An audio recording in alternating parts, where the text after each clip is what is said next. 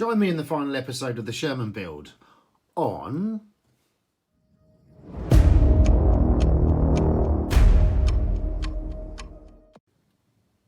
welcome to the final episode of the Sherman build.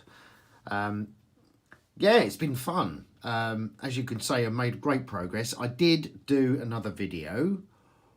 Well, I thought I did. I did an extensive video of all the progress so far, only I forgot to touch the record button. So I touched the button, but it didn't record. So I spent many minutes talking to myself, basically. So anyway, let's continue with the build. As you can see, let me poke some bits of it with my pointy stick, and let's get it in shot. There we go. Okay, so round the front here, I've primed all the photo etch parts which I've attached. In here, you can see the brush guards for the headlights and whatever. I used the kit parts and I sanded them right down because the photo etch parts are really thin and didn't look right. So that's what I did. The box at the front here is a standard Vallejo box with some like epoxy putty sculpt tarp, which you can't see in this light. And like I say, brush guards that you can't see really because I've primed them already. Around there, did the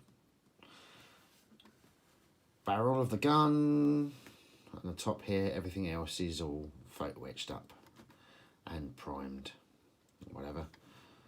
So it's looking quite nice. I attached, I think, the wheels and the bogies on, and round the back here I had great problems with the storage rack. So what I did was I used the bottom half of the storage rack and the top half was actually the kit part. So, and then I put jerry cans on, which you will see in the painting stage, because you can't really see them now because they're a bit washed out, and did some tarps from the green stuff.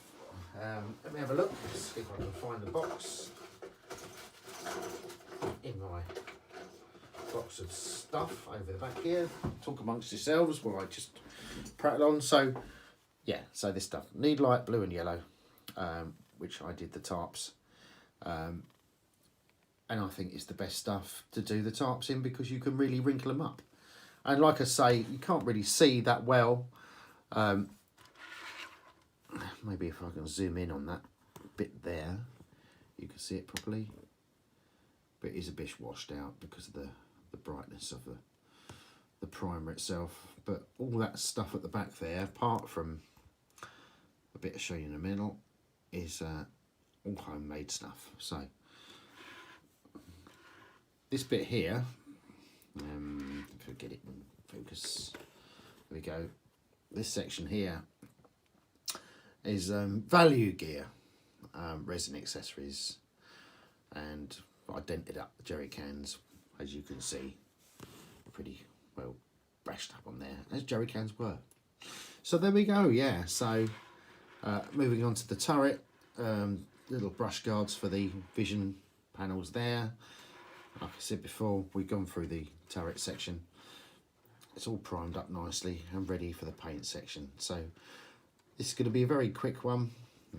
The handles are a bit mucky there, and there's going to be stowage over this bit. I don't know why I'm doing it with my finger. I've got the pointy stick here. This bit here is going to be covered in stowage, so you won't be able to see it, but these handles will, because I'm going to tie stuff to them. So there we are. Yeah, so pretty impressed with the whole kit, really. I mean, it was a lot of work, but really enjoyable.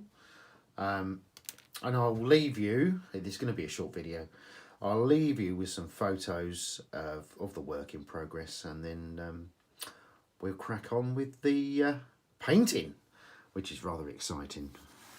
And we'll go through all that sort of stuff there. So there we go, there's my Sherman. Right, this is Andy Fettis for the Modeller's Emporium. Stay safe, and I'll see you next time. See you later.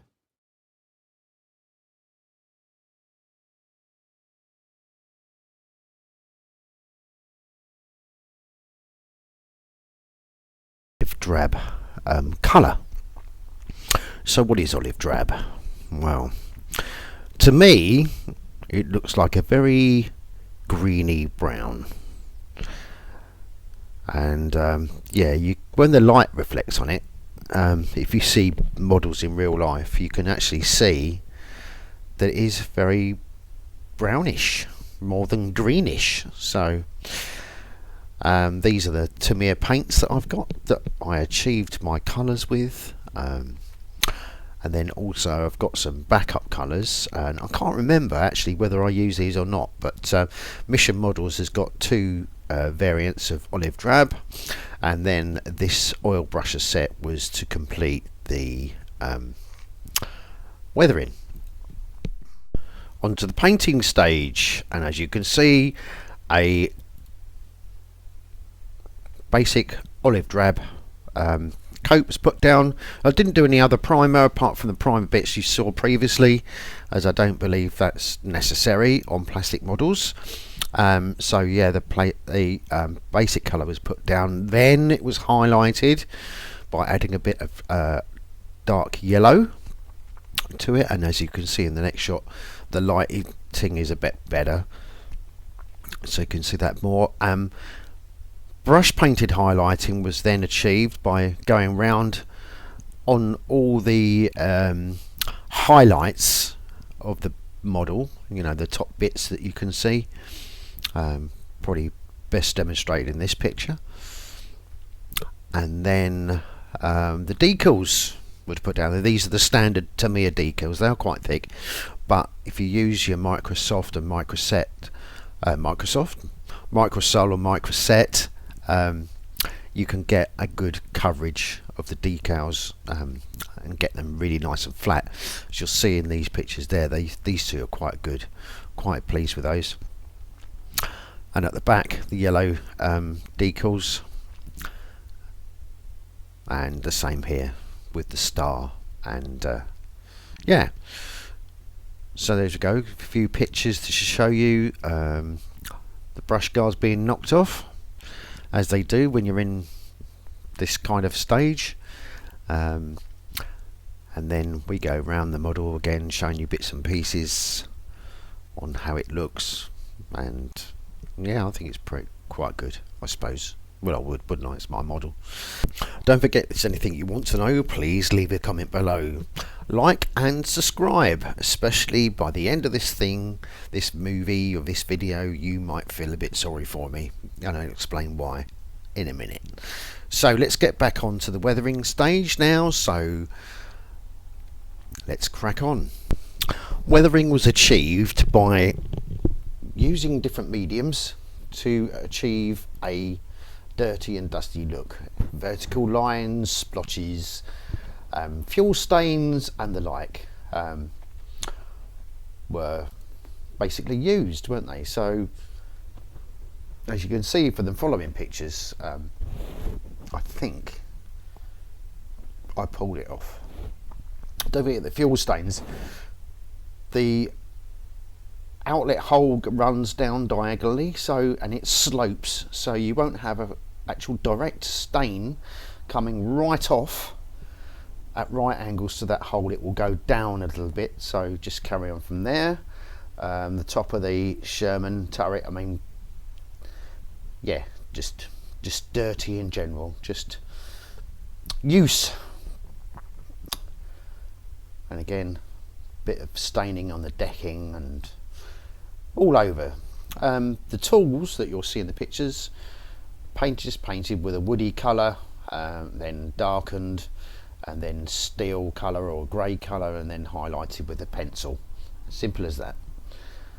So this picture, and we'll stop here for a second, this is the last picture you'll ever see of the Sherman. I had, as you can see in the picture, just completed painting the vision panels or the vision blocks in the copula, and I was very, very pleased with the way they came out. So the model was put aside to dry overnight. Sadly, it was right below a shelf that contained my very large air compressor, and that shelf collapsed in the middle of the night, and the compressor fell off, and where did it land? Yep, onto the Sherman, and it was sadly obliterated. Hindsight, I could have kept the bits and pieces and used them somewhere else, but the model itself, the base model, was just shattered.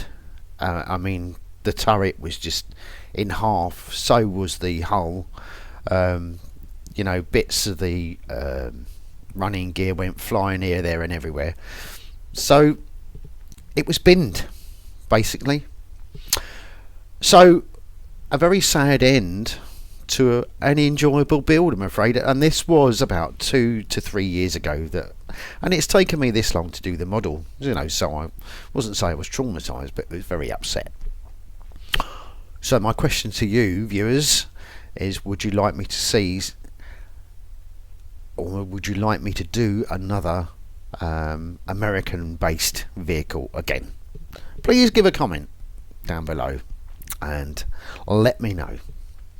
So that's basically the finale of this video. I know it's very short, but I hope you enjoyed the other videos, the processes, the buildings and whatever, the construction stages, blah blah blah. But what I'm going to say now is, this is it for this Sherman itself. So please like, subscribe, please comment, and this is Andy Fettis for the Models Emporium saying thank you very much for watching, and see you later.